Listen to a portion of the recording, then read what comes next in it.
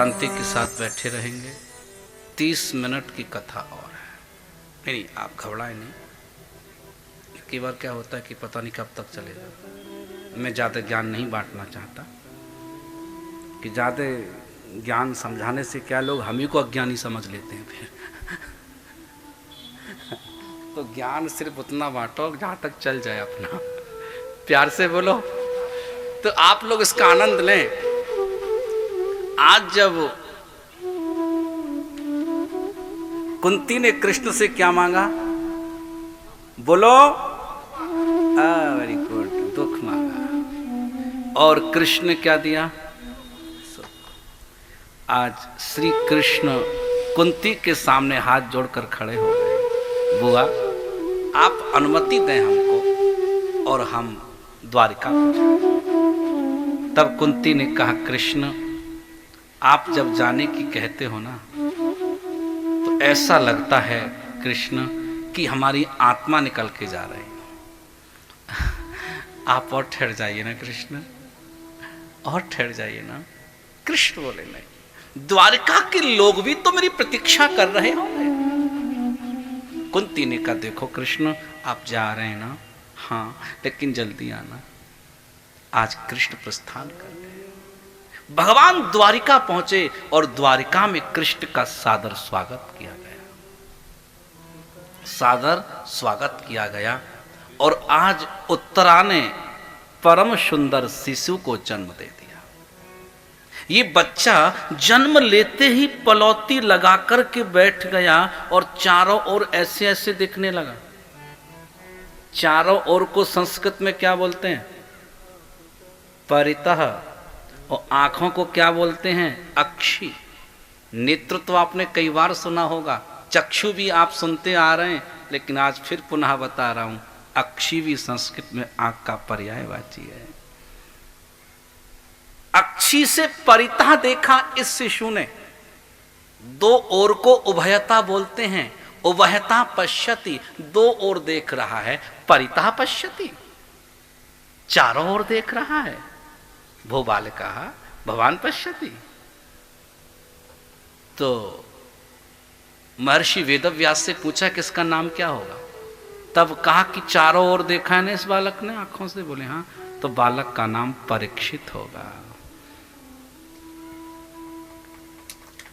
और इसी बालक का नाम दूसरा क्या होगा, विष्णु रात। विष्णुनः रातः दत्तः इति विष्णु रातः। भगवान विष्णु के द्वारा जिसकी गर्भ में रक्षा की गई हो, उस बालक का नाम हुआ विष्णु रात। पांडवों के घर में प्रसन्नता छा गई। भाई स्वाभाविक है, पुत्र हुआ है, पौत्र हुआ है। और दिल से बताना, घर में जब नाती होता है, पौत्र होता है, तो सबसे ज्यादा घर में खुश कौन होता है? प्यार से बोलो। दादी का पैर 7वें आसमान पर होता है। और यहां दादी कौन है? सुभद्रा। सुभद्रा का पुत्र था अभिमन्यु, और अभिमन्यु की पत्नी है उत्तरा, और उत्तरा के हुआ है पुत्र। तो सुभद्रा कौन हुई? दादी। दादी एकदम प्रसन्न हो गई, एकदम आनंदित हो गई। और महिला जब बहुत प्रसन्न हो अपने जीवन में, तो सबसे पहले समाचार किसको देना चाहिए? ये तो बात माताओं से पूछा जाना चाहिए। प्यार से बोलो। महिला जब बहुत प्रसन्न होती हैं तो सबसे पहले समाचार वो किसका देना पसंद करती है? किसको देंगे? अपने मायके में। हेलो मम्मी, ऐसा हो गया। हेलो मम्मी, बात करते हो, अभी वो आ गए। प्यार से बोलो। ये जो है ना, मायका कब तक है माताओं का? जब तक माँ है। और माँ खत्म हो जाती है तो फिर मायका नहीं रहता, फिर तो भाई का हो जाता है और भाभी का हो जाता है। प्यार से बोलो। आज सुभद्रा ने अपने भाई कृष्ण के लिए पत्र लिख दिया, और पत्र में लिखा कि हे कृष्ण, आपका आशीर्वाद है, मेरे घर में पौत्र रत्न की प्राप्ति हुई है, आप चले आना, जल्दी से आना। घर में कोई फंक्शन हो और सभी लोग हों और महिला के मायके वाले ना हो ना, तो मन उदास उदास रखती है। प्यार से बोलो, उसका मन चाय कॉफी में किसी को देने का नहीं होता। प्यार से बोलो, भैया प्लीज आप जल्दी आना। और जैसे श्री कृष्ण ने पत्रिका पढ़ाना तो टोपी कुर्ता लेकर के ठाकुर जी चल दिए। स्वर्ण की आभूषण, चांदी की आभूषण, टोपी कुर्ता कृष्ण लेकर के चले और श्री ठाकुर जी हस्तिनापुर आ गए। और हस्तिनापुर में आकर कहा कि बहन बधाई हो, बधाई हो। भैया बहुत बहुत बधाई। अरे बहन लाला कहाँ है? अरे लाला ना अंगना में ना पलना में ना ललना ना झूल रहा है। अच्छा, कृष्ण पालने के पास गए। श्री ठाकुर जी जब पालने के पास गए और भगवान ने परीक्षित को अपनी गोद में उठा लिया तो श्री ठाकुर जी को देख करके परीक्षित मुस्कुराने लगे, खिलखिला के हंसने लगे। पूछा ऋषियों ने, स्वामी जी ये बालक जन्म लेते ही किसको देख रहा था और कृष्ण को आते ही मुस्कुरा क्यों रहा था? एक बात कहूं, ये परीक्षित विश्व का विलक्षण जीव है जिसने जन्म से पहले परमात्मा का दर्शन किया है। हम जितने भी साधु संत आते हैं ना, ये सब जन्म के बाद भगवान का दर्शन करते हैं, लेकिन परीक्षित ने माता की गर्भ में ही भगवान का साक्षात्कार किया था। और जन्म लेते ही परीक्षित श्री कृष्ण द्वारिकाधीश को देख रहे थे कि जिसको मैंने माता की गर्भ में देखा वो यहां कहां पर छुपा हुआ है। और जब गोविंद दिखाई ना पड़े तो आज परीक्षित तो मौन हो गए। और जैसे ही परीक्षित ने भगवान कृष्ण को देखा तो मंद मंद होठों पर मुस्कुराहट आने लगी। और आज ब्राह्मणों ने पत्रिका बना करके देवी को बताया, देवी तुम्हारा जो पुत्र है ये पृथ्वी की तरह क्षमाशील होगा। पृथ्वी के समान कोई क्षमा करने वाला नहीं होता, इसलिए हम लोग पृथ्वी को माँ कहते हैं, पृथ्वी को माँ को दर्जा करते हैं। जैसे माँ से हम कितनी भी गलती करें लेकिन माँ सब गलतियों को क्षमा करती है, इसलिए हम पृथ्वी को माँ का दर्जा देते हैं। हम क्या नहीं करते पृथ्वी पर, लेकिन पृथ्वी को शिकायत तो आपसे नहीं करती। बच्चे माँ के साथ क्या नहीं करते। एक पुत्र ने कहा, माँ आज मैं तेरा कर्जा चुकाऊंगा। कर्जा चुकाओगे? बोले हाँ। कि लोग कहते हैं ना माँ का कर्जा नहीं चुका सकते। मैं अधिकारी हो गया हूं, आज तुम्हारा कर्जा चुकाऊंगा। माँ गांव में अकेली रहती थी, खपरेल के मकान में रहा करती थी। आज वो पढ़ गया, बड़ा हो गया और माँ से कहने आया कि मैं तुम्हारा कर्जा चुकाऊंगा। माँ भी मुस्कुरा के बोली, बेटा अच्छा है तुम मेरा कर्जा चुका दो। आज बताओ कितना पैसा हुआ, कितना तुमने पढ़ाई में लगाया था, कितना मुझे कोचिंग में लगाया था, कितना आपने मुझे खर्च किया, बताओ मैं अभी पेमेंट करता हूँ। नहीं नहीं माँ ने कहा, बेटा पेमेंट हो जाएगा लेकिन आराम से रहो, भोजन कर लो, नाश्ता कर लो, स्वल्पाहार कर लो। बोले नहीं नहीं मुझे जाना है ना। माँ ने कहा, नहीं बेटा कर्जा चुकाना है तो रहना तो पड़ेगा आपको, एक रात तो कम से कम रहो बेटा। अच्छा कल पक्का हो जाएगा ना? हाँ यस। थोड़ा पढ़ने के बाद लोगों की स्टाइल बदल जाती है। मैं माफ़ी चाहूँगा, यदि भगवान हमको कोई ऐसे पद पर बिठा देना तो अपनों के साथ उस बर्ताव को कभी मत करना जो हम पद पर बैठने के बाद करते हैं। अपनों के साथ वो बर्ताव मत करना जो हम पद पर बैठने के बाद करते हैं। मैं आपसे अपील करता हूँ, आज माने का बेटा रात्रि में रहो, कल सुबह चले जाना, तुम्हारा कर्जा चुक जाएगा। ठीक है माँ? तो माँ मैं सोने जाऊं? नहीं नहीं बेटा मेरे ही कमरे में सो, आप इसी कक्ष में सोइए जिसमें तुम बच्चापन में सोते थे।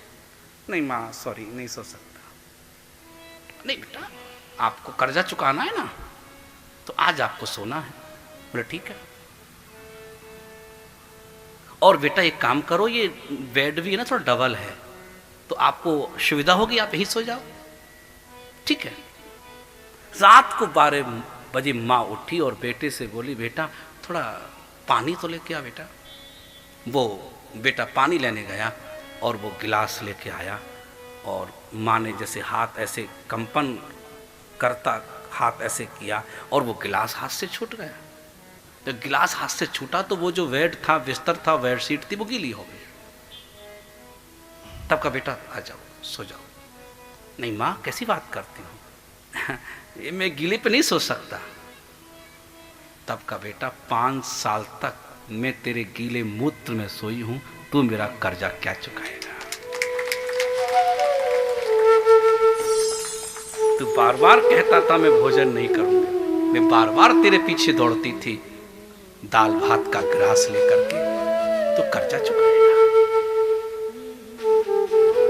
एक दिन तू भोजन का पैकेट घर छोड़ गया था, मैं 5 किलोमीटर पैदल चलकर के तेरे स्कूल भोजन के समय तक पहुंची थी, तू मेरा कर्जा चुकाएगा। साहब पैसा कर्जे से नहीं चुकता, पैसा कर्जे से नहीं चुकता। मैं माफी चाहूंगा। इसलिए मैं कहूंगा कि माँ का सम्मान करो, बुजुर्गों का सम्मान करो। माँ हमारी हर गलती को क्षमा करती है, हर अपराध को क्षमा करती है। ऐसी कहा कि ब्राह्मणों ने, देवी तुम्हारा जो पुत्र होगा ये पृथ्वी की तरह क्षमाशील होगा, और देवी तुम्हारा जो पुत्र है ना ये समुद्र के समान गंभीर होगा। गंभीर मीन्स आप समझ जाएंगे कि समुद्र के बराबर कोई गंभीर नहीं होता। समुद्र को संस्कृत में रत्नाकर कहा जाता है। रत्नाकर, जिसके अंदर से रत्न प्रकट हुए हों, लेकिन वो अपनी मर्यादा कभी नहीं तोड़ता। मेरी उम्र लगभग 15 साल की, 16 साल की थी। 96 से 95 में हम पहली बार बॉम्बे गए। संजीव नंद जी थे, 14-15 साल के, मैं भी था। मैं स्पीच करता था, उस समय सुनाता था। तो हमें एक होटल में ठहरा दिया गया जो समुद्र के किनारे था। तो मैंने देखा कि वो समुद्र बड़ी तेज गति से आ रहा था, और मुझे रात में ऐसा लगने लगा कि रात को होटल रहेगा कि नहीं रहेगा। बालक थे, इतना ज्ञान था नहीं।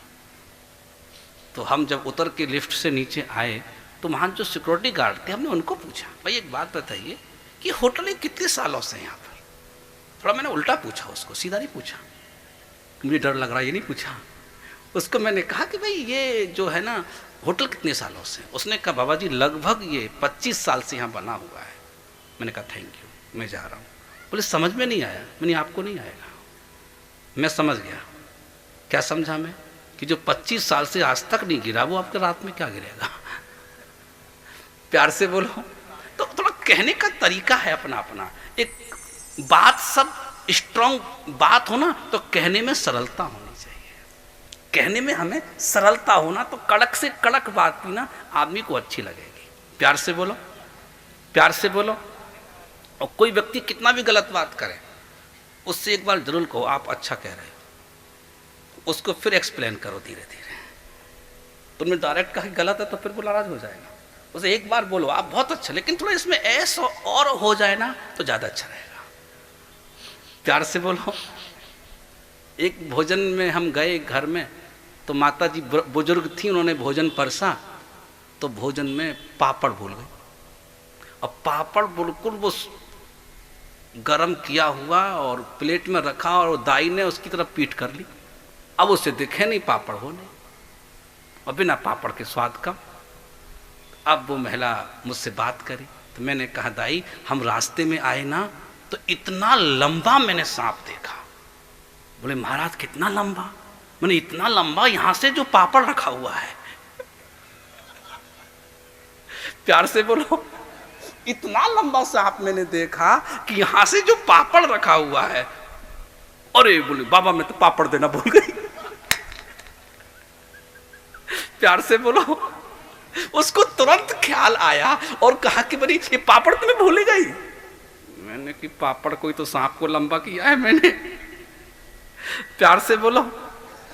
जो पृथ्वी की तरह क्षमाशील होता है और ये समुद्र की समान गंभीर होता है। समुद्र इतना गंभीर है कि अपनी मर्यादा को कभी नहीं लांघता, और जिस दिन लांघता है ना, जिस दिन सुनामी आती है, हाई टाइड आता है, तो हिंदुस्तान समझो कि भयावह हो जाता है। और तुम्हारा जो पुत्र है ना, ये कर्ण के समान दानी होगा, हरिश्चंद्र के समान सत्यवादी होगा। और देवी, इसकी जो पत्रिका है ना, उसमें लिखा हुआ है कि 16 वर्ष की उम्र में एक छत्र सम्राट होगा। यदि आपकी पत्रिका में राइट हैंड को सारी ग्रह चली जाए, जैसे उसमें राइट हैंड को सारी ग्रह चली जाए, तो व्यक्ति राजा की तरह उपभोग करता है। कई लोग राजा नहीं होते, लेकिन राजाओं से कहीं ज्यादा उनके पास उपभोग होता है। प्यार से बोलो। मैंने कई व्यापारियों को ऐसे देखा है कि महाराज प्रधानमंत्री के पास क्या होगा, सिर्फ पद उसके पास है, लेकिन ऐसा कुछ नहीं जो उसके पास ना हो। ऐसे और लोग दिखाई भी नहीं पड़ते, वो तुम्हें रास्ते में रोड में नहीं दिखेंगे, लेकिन मैंने देखा जितना बड़ा आदमी उतना ही वो धार्मिक होता है। मेरी भागवत एक व्यापारी ने कराई और उसको मैंने टाइमिंग दिया कि मैं 3 बजे कथा में पहुंचूंगा, तो वो सपरिवार सपत्नीक अपने बंगले के सामने 2:45 बजे आकर विराज जाता था, और हम लोग थोड़ा सा 10-5 मिनट लेट ही चलते हैं। क्योंकि पी ने मुझे फोन किया, बोले सर महाराज जी, सेठ जी 15 मिनट से खड़े और आपके स्वागत के लिए। तो वो इतना भगवान के प्रति भावुक, वो समझते हैं कि भगवान की कृपा के बिना संसार में संपत्ति टिक ही नहीं सकती, ये कन्फर्म है। प्यार से बोलो। बनिया जितना भगवान से डरता है ना, उतना दूसरा कोई नहीं डर सकता। हाँ, कि उससे अपनी संपत्ति नष्ट होने का डर लगा रहता है, इसलिए वो मंदिर जाएगा, गुरु जी के पास जाएगा, पूजा करेगा। प्यार से बोलो। हाँ, दान करेगा, धर्म करेगा, भागवत करेगा। प्यार से बोलो। 16 वर्ष की उम्र में एक छत्र सम्राट होगा, लेकिन जब ये सम्राट होगा तो एक ऋषि के गले में मृतक सर्प पहनाएगा और ऋषि का पुत्र से 7वें दिन मरने का श्राप देगा। सुभद्रा की आंख में आंसू आ गए, देवी रोने लगी और कहा, महाराज तुम ये क्या बोल रहे हो? मेरे पुत्र की मृत्यु क्या सर्प के डांसने से हो गई, काटने से हो गई? तब कहा, देवी इस पत्रिका में लिखा है, वही बता रहा हूं। धर्मेण हन्यते व्याधि, आप धर्म कर्म करो देवी, सब अनुकूल होगा।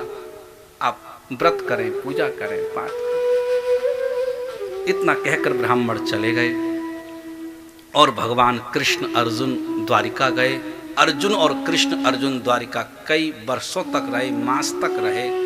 एक दिन श्री कृष्ण अर्जुन से बोले, अर्जुन जिस कार्य के लिए मैं आया था वो कार्य तो प्रायः पूरा हो गया, धर्म की स्थापना हो चुकी है और मैं स्वधाम जाना चाहता हूँ। इतना कहकर के द्वारकाधीश द्वारिका को छोड़कर के परम धाम वैकुंठ को प्रस्थान कर गए।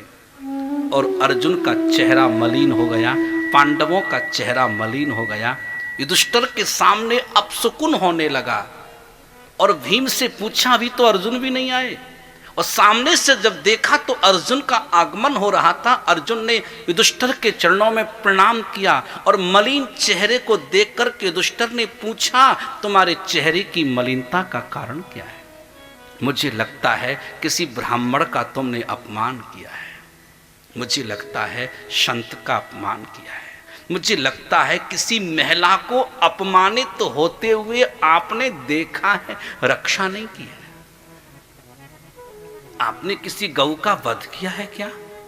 अर्जुन ने कहा, नहीं भैया, ये तो मैं स्वप्न में भी नहीं कर सकता।